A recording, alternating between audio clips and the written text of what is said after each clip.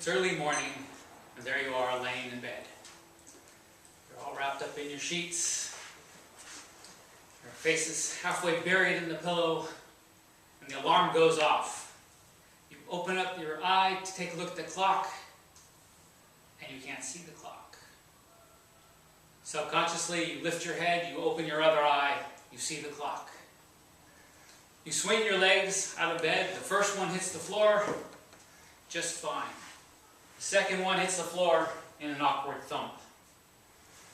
And you think to yourself, looks like today might be a cane day. And you press on.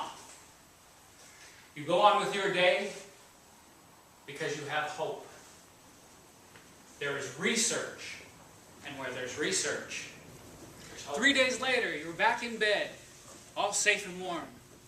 The alarm goes off, you crack open that eye, and today you can see the clock. You swing your legs out of the floor, they both land normally. And you're starting to feel pretty good. You shuffle over to the bathroom. You grab your toothbrush. You can see it in your hand, but you can't feel it.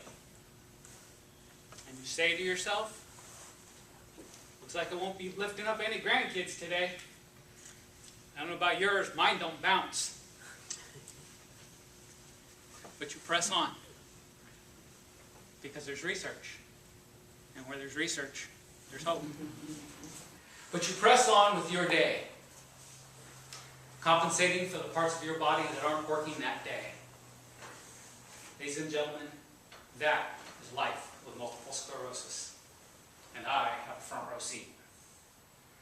My wife has MS. And when MS is diagnosed, it answers a lot of questions. I was at an event where I had on my back, it was a bicycle event for MS, and on my back said, I'm riding for my wife. So I was standing in line, a gentleman stood behind me and he said, I should be wearing that. And he told me his story. He had been married for 17 years. He said those first 10 years, he and his wife fought all the time. She couldn't keep up with the house. She had no time for him.